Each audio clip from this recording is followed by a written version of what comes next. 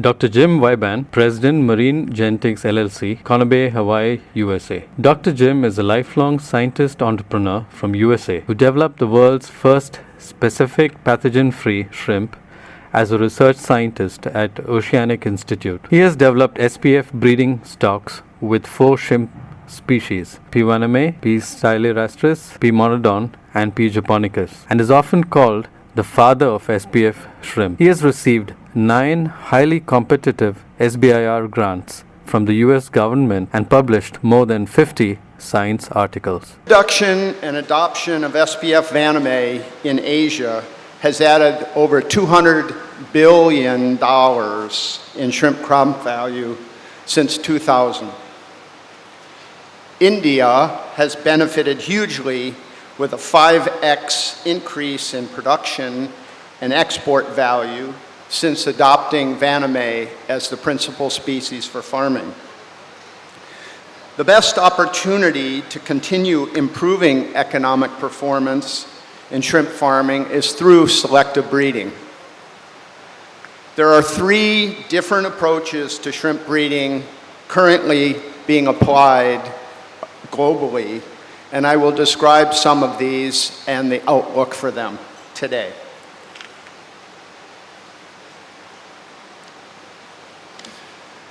Shrimp farming industry is the world's most valuable aquaculture industry. 3.8 million metric tons, worth about $22 billion in 2018, requiring about 400 billion PLs, and the PLs are worth about $1 billion. Introducing SPF vannamei in Asia increased production 5-fold and added over $200 billion in shrimp crop value. To remain competitive, farmers must increase efficiency and reduce their production costs. And selective breeding is the most powerful tool to achieve these. Oops. There are 3 important commercial models for breeding vannamei that I'll talk about today. You see on the slide I listed 4 of them. The second one I call the F2 model is where farmers just use offspring or PL they got that came from SPF animals and then make them into broodstock. And wherever that model has been attempted, it's generally failed. So I won't say any more about that.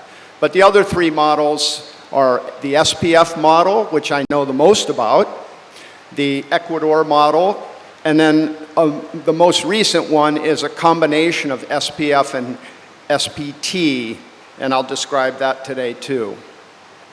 First, the SPF model. The majority of Asian broodstock supply comes from the SPF model. In this system, only SPF shrimp are involved, and it's done within the confines of a highly biosecure nucleus breeding center. Most of the focus to date in the SPF breeding model has been on fast growth, and that's because that's what the farmers have asked for. They want fast-growing shrimp. In Asia in particular, where they're practicing intensive culture, shrimp growth rate has a very large effect on the economics. And so the farmers want fast-growing shrimp. There are some indications there might be germplasm limitations in the SPF model, and developing new SPF stocks is very expensive and complex. And of course, to maintain an SPF breeding program, you have to have a highly biosecure system. Here's the star of the show, P. vannamei. At my company, High Health Aquaculture, we did a lot of work on breeding the shrimp for resistance as well as growth rate. And we focused at that time on breeding them for Taura virus resistance because that was a very big problem in the Americas. And what we found by using a family-based system breeding the shrimp, that in fact we can increase their resistance generation by generation following a stair-step model. You can see it in the graph where each generation, the survival of the selected families got better and better. And in fact, you can see each of the bars is a generation. We actually got those numbers up to like 95% survival in the challenge using a family-based selection program. Here's some of the data that we developed in the US industry where we had really great data. We knew every farmer and every farm and every pond and exactly what was happening. And this explains kind of what the history of the SPF program was before it ever came to Asia. In the blue bars labeled pre-SPF, that's where the US industry was when we started developing the SPF stock. They were having a lot of problems with shrimp disease, and so we developed this SPF stock. When we rolled it out to the industry, the production of the industry doubled, and you can see that in the gold bars. But then after a couple of years of success, it was so successful that I quit my job as a researcher and started my company to commercialize SPF. But anyways, the deadly Taura virus marched up through Central America and arrived in America and caused great damage to the farming industry. And that's what you see between 95 and 98, the Taura episode. And so we had a lot of pressure from the industry to develop a Taura-resistant animal. So that's why we started breeding for Taura virus resistance. In 1999, we first introduced our animals that we called TVR, Taura virus resistance. And those animals are both selected for Taura resistance, but also for fast growth. And you can see over the next 5 years, tremendous improvement in the US industry. I want to give you a few minutes on a breeding program done at my company, High Health Aquaculture, which demonstrates what's possible in shrimp breeding using a family-based approach. And the results are very interesting for people to understand about shrimp breeding. So we wanted to know what were the effects of line crossing on susceptibility against TSV and also another virus called IMNV in virus challenges. And to determine the effects of these line crossings, we created 4 crosses with replicated same-age families. We had our GX TVRs, which are fast-growing TSV-resistant animals. We had a control stock that we called Kona stock. They were not resistant, and they were not selected for growth. And then we had the hybrids between those two. And as an external control, we had the blue shrimp, P. stylorostris. The animals were all grown together in grow-out, but we also sent representative family tagged samples up to Dr. Leitner's lab at University of Arizona, where they did the virus challenges. And we see the results in this graph. And it's really kind of interesting because the GX TVR, the bars to the left, those were our selected resistant animals, and the Kona stock, the third group over there, were the susceptible animals. And lo and behold, for both viruses, the hybrids were intermediate in their values. So we saw that in terms of virus resistance, for these 2 different viruses, the hybrids were intermediate. And this contrasts with what the agricultural breeders have been telling us for many years, that hybrids have some special overexpression and heterosis, and they outperform the parent stocks. Well, we didn't see that at all in the shrimp. And you can see the interesting results were the blue shrimp outperformed the vannamei in everything. Here's a regression analysis comparing the survivals in both the Taura challenge and the IMNV challenge, and there was a very high correlation. What the biology of that is, I don't know, but it's very high correlation between those 2 challenges. Here's the growth rates of those animals. These were done at the farm, and they were grown in the same pond, stocked at 150 pieces per meter squared. Up to 15 grams, there was essentially no difference between the groups. There was no statistical difference. But above 15 grams, they really started to separate. And in fact, the selected stock, the TVRs in the green, were the highest, fastest growing animals, as we knew, because they had been selected for growth rate. And the hybrids, the golden bar, were in between, and the Kona stock, the non-selected, were the lowest. And amazingly, or not so amazing, the Stylorostris were the best in terms of growth rate. And this was at about 150 per meter squared density. So this graph, it's a little complicated, but I think it illustrates a powerful point that I wanted to convey in my talk. Each of the green bars are a year, okay? So the green bars going across are the annual production of the world shrimp industry. And on that same graph, the golden circles are my estimate of how much of that production, in terms of percentage, was represented by domesticated vannamei. And you can see when we first started out, vannamei was almost insignificant in terms of its global contribution. But once we developed the SPF stock and started exporting them, particularly to Asia, starting around 2000, the industry's growth really took off, and the percentage contribution of vannamei to the global production really took off as well. And we're up to about almost 90% now. Some of the market values within the shrimp industry for these various components. Shrimp industry, total production is about 3.8 million metric tons, which is a value of about $22 billion. The PL required are approximately 380 billion, and that's worth somewhere around $750 million. The brood stock required for all that production is about 1 million pairs of brood stock, and that's worth about $100 million. Here's some specific information from Hawaii. I'm based in Hawaii, and the SPF industry in Hawaii has been a very important source of breeding stock for the world's industry, particularly Asia. And this graph is, the green bars are annual exports by the Hawaii industry. You can see the industry kind of peaked in 2015.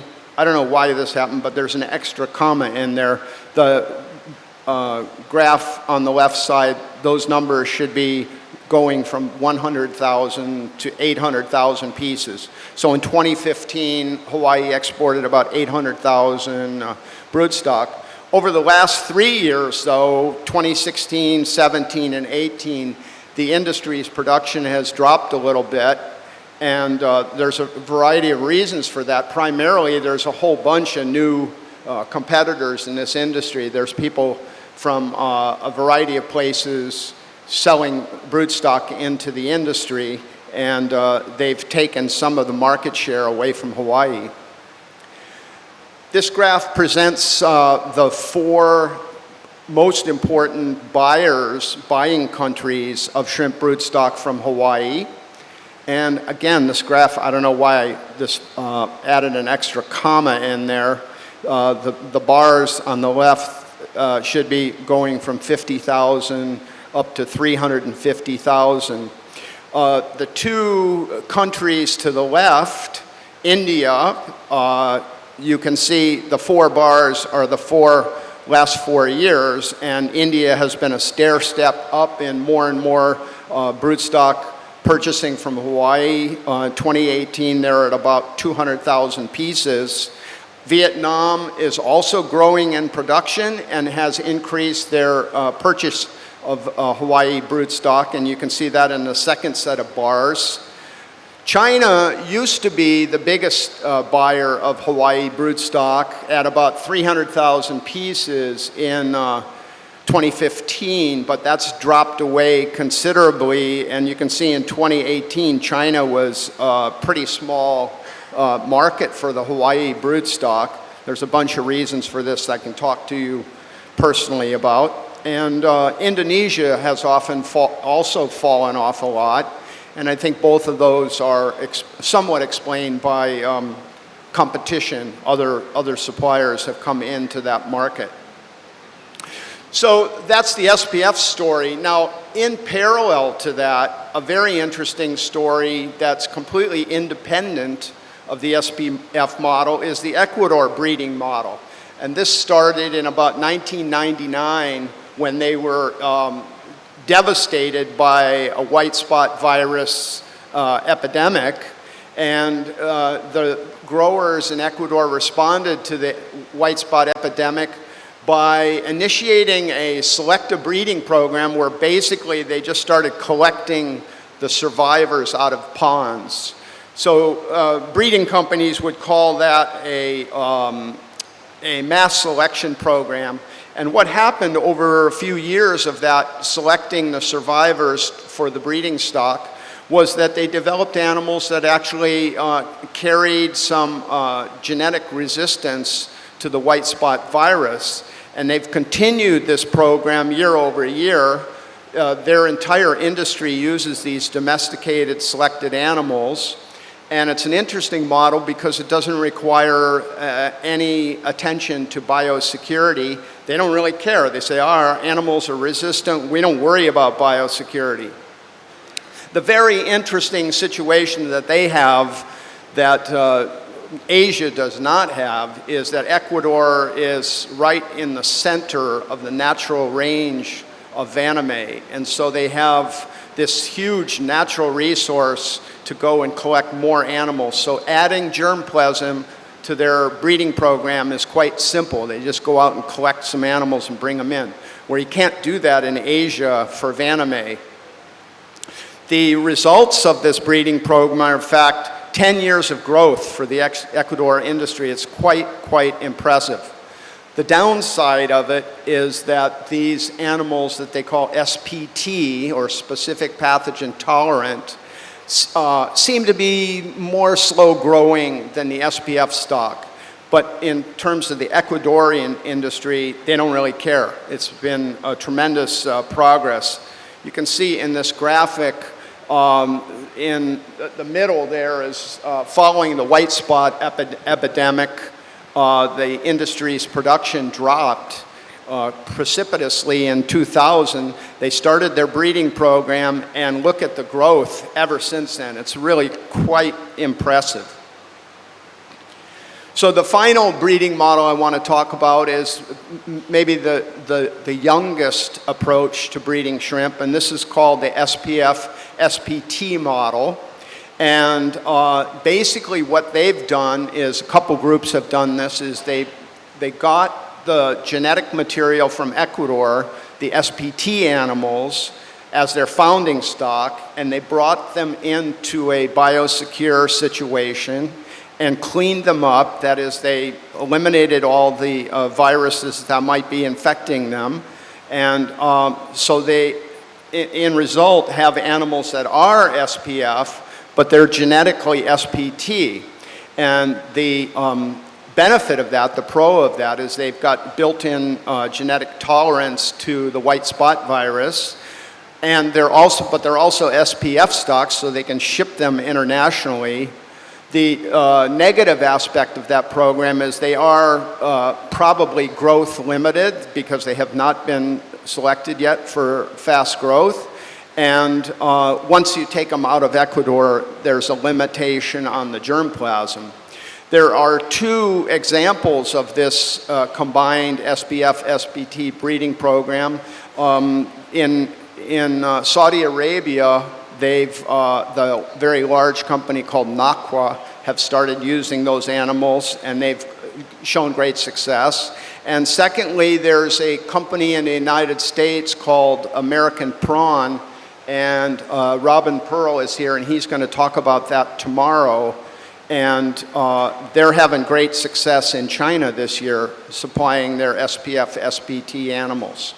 Here's some graphics of the Saudi shrimp production using the SPF SPT vannamei, and you can see starting in 2014, using those animals, they really have seen some great growth in their output, now up to 44,000 tons. There are some new technologies for the future in shrimp breeding. However, vannamei, just the nature of the beast, the genome is quite complicated, and a complete high-density sequence of vannamei has remained elusive. People have worked on it, but it hasn't yet been fully accomplished. And so that's a requirement, really, for some of these fancy genomics-based breeding tools. And those still haven't been used yet, but there's great hope that that problem will be solved soon. Of course, the most exciting molecular technology is the CRISPR technology, and in some plant systems and also some animals, CRISPR has been used to develop disease resistance, and so that may come about in shrimp, and we'll see. And finally, there's something called the omics technologies, which are a whole bunch of things, but it's genomics, metagenomics, transcriptomics, proteomics, metabolomics. I heard of lipidomics. So anything that has omics on the end of it fits into this group. But it's basically molecular technology that can unravel the physiology of the animals and hopefully help us be better shrimp farmers. So the road ahead. Introduction and adoption of SPF vannamei in Asia has transformed shrimp farming and added over $200 billion in crop value. Selective breeding for fast growth, high survival, and disease resistance is essential for sustainable shrimp production. For now, family-based selection is the most efficient method in breeding. New germplasm with special traits may be very beneficial. Thank you.